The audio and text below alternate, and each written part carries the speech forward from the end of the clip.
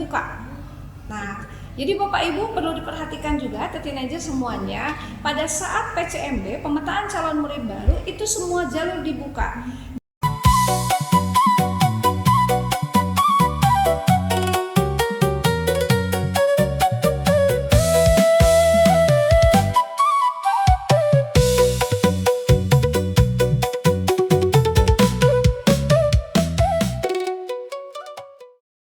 Misalkan mutasi, kalau orang tuanya berpindah dinas begitu ya, atau anak guru, itu kita fasilitasi juga, atau ketua OSIS. Nah ini belum disebut ya, prestasi akademik itu masuknya. Lalu apakah mau jalur hafiz Quran juga itu ada ya, nanti kita bahas lagi nih tentang itu ya. Baik, masih panjang ya pembahasannya, baru ke persyaratan khusus.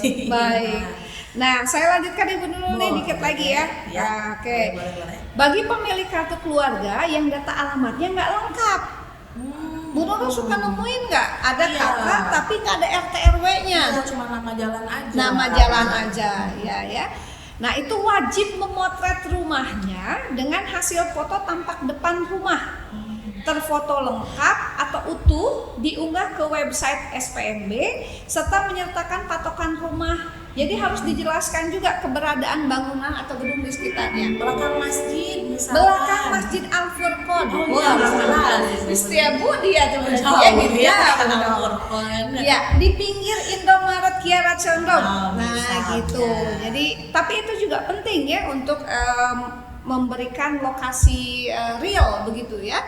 Iya, oke. Lalu data nilai rapot, aspek kognitif semua mata pelajaran semester 1 sampai dengan semester 5 bagi pendaftar jalur nilai rapot, jalur domisili, dan juga semua jalur pada SMK. Jadi itu wajib menginputkan nilai rapot semester 1 sampai semester 5. Nah, bagi yang akan mengikuti jalur prestasi, itu melampirkan bukti atas prestasi akademik atau non-akademik yang diperoleh dari kompetensi yang diselenggarakan oleh pemerintah pusat, lalu pemerintah daerah, BUMN, BUMD atau lembaga resmi lainnya. Ya, jadi sertifikatnya harus dilampirkan. Jadi buktikan saya pernah kejuaraan apa, dibuktikan dengan sertifikatnya dan keabsahannya sesuai dari yang penyelenggara tadi ya Ibu. Betul Ibu. Ternyata masih banyak Ibu. Kayaknya 5 hari ke depan ini baru beres ya. Iya. Tapi dilanjut aja. Kita masih dokumen persyaratan khusus. Biar ini nih CMB-nya nggak pusing nih, dan kita akan memberikan informasi selengkap-lengkapnya deh, gitu ya. Nah, dilanjutkan ke dokumen persyaratan khusus bagi yang akan mengikuti jalur prestasi non akademik kepemimpinan, wajib melampirkan surat keputusan atau SK kepala sekolah sebagai ketua OSIS atau pimpinan regu utama. Pramuka betul banget. Dari sekolah asal ya. Jadi buat adik-adik yang pernah menjadi ketua OSIS di SMP-nya atau menjadi pratama-pratami di SMP-nya, itu cukup melampirkan surat keputusan dari kepala sekolahnya yang menyatakan bahwa kalian itu adalah ketua OSIS di sekolah yang bersangkutan, gitu ya. Kesempatan emas ya. Walaupun dia punya pengalaman jadi ketua OSIS, ketua pratama, gitu itu merupakan kesempatan untuk bisa masuk jalur prestasi akademik, jalur kepemimpinan. Betul banget. Nah, untuk jalur mutasi orang tua dilanjut Ibu Nurul ya. Itu harus melampirkan satu surat pindah penugasan dengan titi mangsanya paling lama 1 tahun, yang diterbitkan oleh kepala instansi, lembaga, kantor atau perusahaan yang memberi tugas. Itu paling lama ya Ibu Maya? Paling lama ya 1 tahun ya. Kalau pindahnya udah 5 tahun? Itu enggak berlaku kayaknya. Memang sudah berdomisili di situ kayaknya. Iya, sudah lama juga ya. Sudah lama juga kalau 5 tahun. Ini sih paling lama 1 tahun Ibu Nurul. Ya. Lalu ada surat kepindahan pindah domisili dari aparat kewilayahan tempat kepindahan. Nah, bagi jalur anak guru, oh iya, ada lagi satu lagi, saya kelupaan Ibu Nurul. Nah, tentang perpindahan tugas orang tua. Itu bisa berdasarkan rayon gitu ya. Kalau di SMA ya dikenal ada istilah rayon. Itu PTOT bisa rayon. Nah, terkait aku masuk rayon mana nih gitu ya, rayon A, rayon B itu bisa dilihat di web PPDB ya, PPDB Disdik Prof Jabar, itu informasinya ada di situ. Nah, lalu lanjut ke dokumen persyaratan khusus untuk anak guru. Nah, ini sebagai bentuk apresiasi terhadap guru-guru di seluruh Jawa Barat. Ya, alhamdulillah ya, angin segar ya bagi Bapak Ibu guru yang memiliki putra-putrinya yang ingin masuk ke SMK 13 Bandung. Nah, bagi jalur anak guru itu melampirkan surat keterangan dari kepala sekolah ya tentang yang atau surat keputusan tugas mengajar bagi anak tenaga pendidik atau kependidikan yang SK yang menerangkan bahwa Bapak Ibu adalah pengajar gitu ya di sekolah yang bersangkutan. Nah, kalau untuk jalur afirmasi KTM ya atau DPSN itu diperuntukkan bagi calon murid yang berasal dari keluarga ekonomi tidak mampu, lalu anak terlantar, anak dalam tanggungan negara, tinggal di rumah sosial Ibu Nurul, atau di bawah pengasuhan Lembaga Kesejahteraan Sosial Anak atau LKSA. Terus juga jalur afirmasi ini ditujukan untuk anak tinggal di panti asuhan yang terdaftar pada dinas sosial. Lalu bisa juga untuk penyandang disabilitas, dan yang terakhir untuk murid cerdas istimewa, bakat istimewa atau yang kita kenal dengan istilah CIBI ya.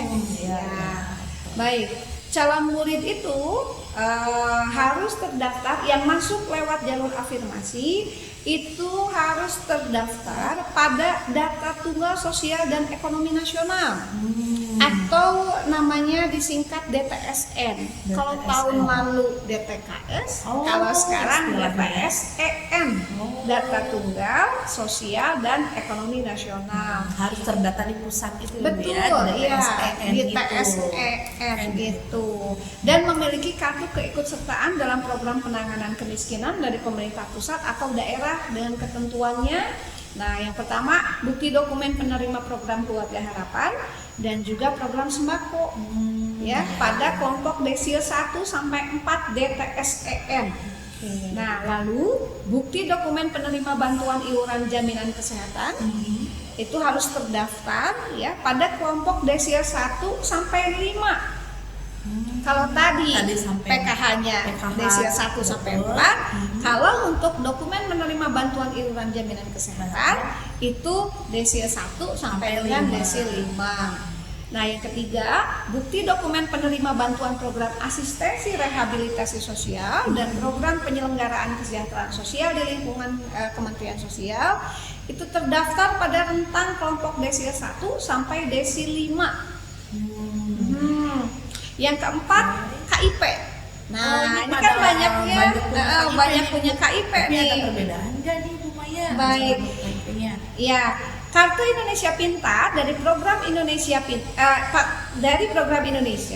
terdaftar pada data pokok pendidikan atau Dapodik.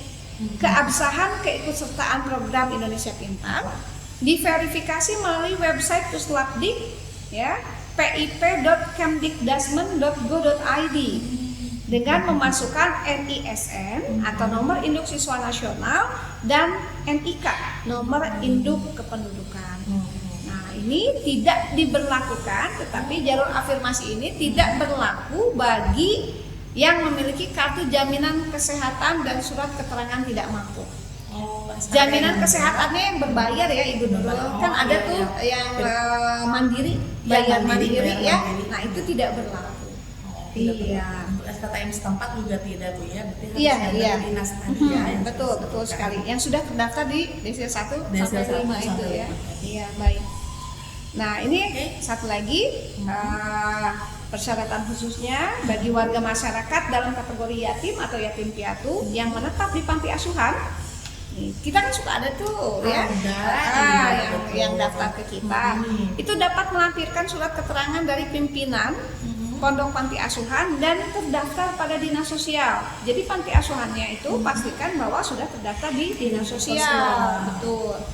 Nah, kalau anak terlantar miskin atau anak dalam tanggungan negara yang tinggal di rumah sosial dan atau di bawah pengasuhan lembaga kesejahteraan sosial anak itu harus melampirkan surat keterangan dari lembaga kesejahteraan sosial anak. Itu Ibu Nurul, ternyata panjang juga ya. Lengkap sekali ini informasinya ya, syarat-syarat khusus dari beberapa jalur tadi. Betul. Sampai yang terakhir tadi diafirmasi. Oke Ibu Maya, untuk selanjutnya persyaratan sudah siap nih, semua sudah menyiapkan dari umum persyaratan sudah, umum, khusus sudah gitu ya. Nah, lalu ini mungkin masih ada pertanyaan dari para teenagers, akun pendaftar yang saya dari sekolah SMP-nya belum punya akun, atau mungkin harus kemana nih, misalnya pengen daftar ke 13 atau saya sekolahnya di luar Jawa Barat. Betul. Nah baru pindahan dan pengen mendaftar lewat akademis tapi ke SMKN 13, itu bagaimana Bu Maya untuk akun? Baik. Semua siswa SMP di Kota Bandung khususnya gitu ya, itu pasti akan mendapatkan akun. Hanya kemarin itu kan ada trouble juga ya, kenapa nih belum dapat akun. Tenang aja, nggak usah khawatir, itu pasti semua calon murid baru itu akan dapat akun. Nah, tetapi kalau yang siswa gap year gitu ya, atau mengulang sudah 1 tahun ini istirahat karena sakit atau apa dan atau memang tidak sesuai minat bakat dan ingin daftar lagi ke sekolah sesuai minatnya, kan akunnya udah nggak mungkin ada di SMP-nya lagi mungkin. Betul. Bagaimana Bu? Itu kami akan fasilitasi ya. Jadi silakan saja datang ke sekolah kami, ke SMK 13 Bandung. Nanti oleh operator SPMB kami itu akan dibuatkan akunnya. Jadi Bapak Ibu dan juga teenager yang ingin masuk ke 13 yang belum memiliki akun itu tidak perlu khawatir. Itu silakan saja langsung datang ke SMK 13 Bandung ya untuk dibuatkan akunnya nanti oleh operator SPMB kami. Begitu. Oke, jadi alhamdulillah nih sudah terjawab beberapa pertanyaan dari netizen yang sudah bilang saya belum punya akun. Jadi sekarang tenang, bisa langsung datang saja ke SMKN 13 Bandung untuk pembuatan akun barunya. Nah, tapi ini bagi yang umum nih, Ibu Maya yang reguler sudah punya akun, lalu sudah punya persyaratan. Nah, pengen tahu juga mungkin dari jalur-jalur yang tadi disebutkan, peluang saya besar di jalur mana, mungkin persentasenya mungkin Ibu Maya bisa. Oh iya, itu penting juga ya. Penting juga. Ya. Sekolah kami tahun ini di SMK 13 Bandung itu menerima kurang lebih 396. Nah, persentasenya saya akan jelaskan nih Ibu Nurul. Baik, di tahap 1 itu jalur yang dibuka itu ada presentasinya 55%. Ya, prestasi 55% itu dibagi 2, ada jalur akademik dan jalur non akademik. Jalur akademik itu 50%, 50%. Kalau jalur non akademik itu 5%.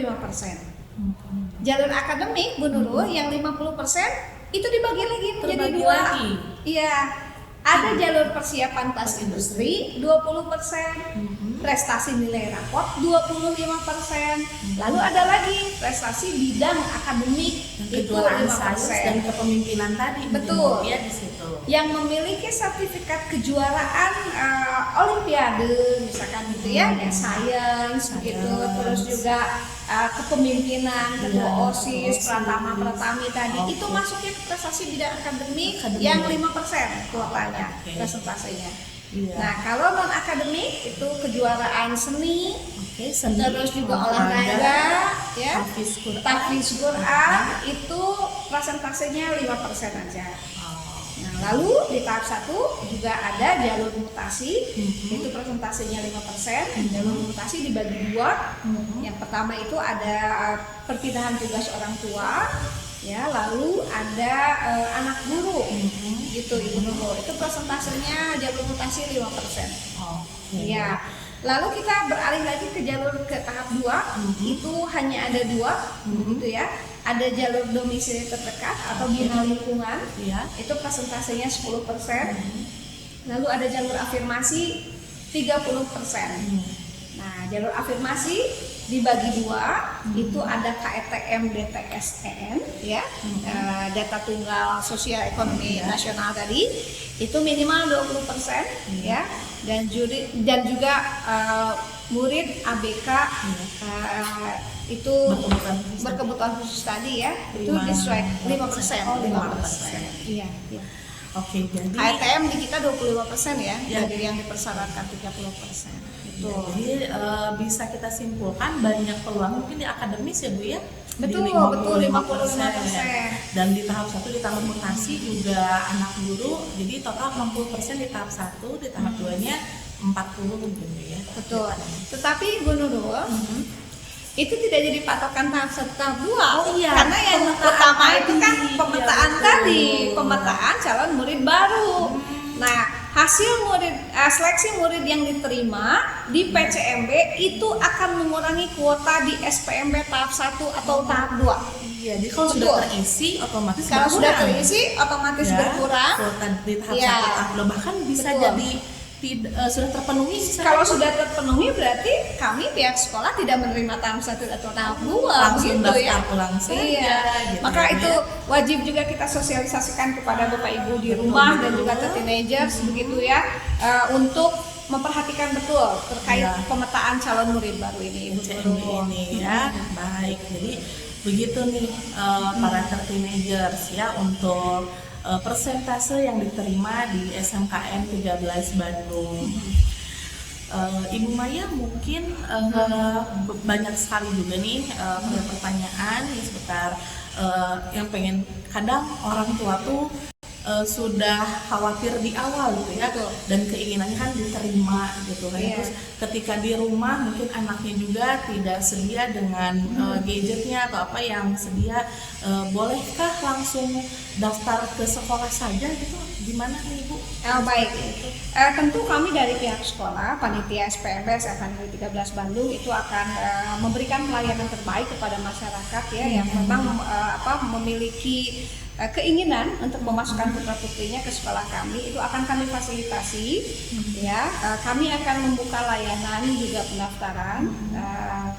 Sekalipun ini online, tetapi kami akan membuka begitu ya peluang selebar-lebarnya kepada masyarakat yang terkendala ingin konsultasi atau mendapatkan informasi yang lebih konkret gitu ya, lebih lengkap, terus juga yang alatnya mohon maaf barangkali tidak memadai dulu mungkin ya, handphone nanti saya sudah penuh, betul. pengen daftarnya bagaimana, cara Betul. scan atau apa gitu. Ya, nanti kami akan bantu untuk melayani, tapi pastikan di jam kerja ya. Jam kerjanya itu kami di pukul 8 sampai pukul 14 siang. Ya, Bapak Ibu di rumah dan juga para teenager pastikan kalau datang ke sekolah ke-13 ke SMA 13 Bandung itu di jam kerja ya, pukul 8 sampai pukul 2 siang. Jadi kami siap melayani sebagai panitia SPMB untuk yang ingin daftar, bukan berarti pasti diterima, bukan ya Bu ya? Bukan dong. Kami hanya memfasilitasi gitu ya, memfasilitasi, meringankan para calon murid baru yang memiliki kendala ya pada saat dia melakukan pendaftaran. Sebetulnya kalau ingin mandiri di rumah pun tidak masalah ya. Itu dengan senang hati. Memang salah satu asas SPMB ini kan adanya transparansi, akuntabel begitu ya, dan kita harusnya meminimalisir kontak begitu dengan calon murid baru ya. Kita lebih profesional ya, saya kira ya. Gitu. Nah, tetapi jangan khawatir bagi Bapak Ibu di rumah dan juga para teenager, kami memiliki layanan informasi. Itu silakan follow IG SMK Negeri 13 Bandung, lalu saksikan tayangan kami juga di YouTube begitu ya Ibu Nurul ya. Karena nanti kami pasti akan menginformasikan kembali info-info apa saja terkait SPMB yang bisa dibagikan kepada masyarakat sekitar. Lalu ada juga kita punya saluran di WhatsApp. Oh iya, punya WhatsApp channel. WhatsApp channel. Kita punya WhatsApp channel sehingga itu juga bisa diikuti oleh masyarakat di luar sana. Ya, barangkali itu Ibu Nurul. Terima kasih banyak, ini Ibu Maya informasinya sangat bermanfaat nih ya bagi para calon murid baru yang di luar sana dan ingin mendaftar ke 13. Baik Ibu Maya, mungkin untuk podcast hari ini kita cukupkan. Untuk lebih jelasnya juga di sosial media 13 juga kita selalu menginformasikan. Iya ya, follow terus ya sosial media tayangan kita juga boleh ya. bolak-balik boleh ya Bu ya. Tayangan kita ya diputar tuh sampai hafal banget apa persyaratannya. Baiklah, terima kasih Ibu Maya atas kesempatan. Sama-sama Ibu, terima kasih banyak. Kita berjumpa lagi di kesempatan podcast lainnya. Bye. Bye, see you.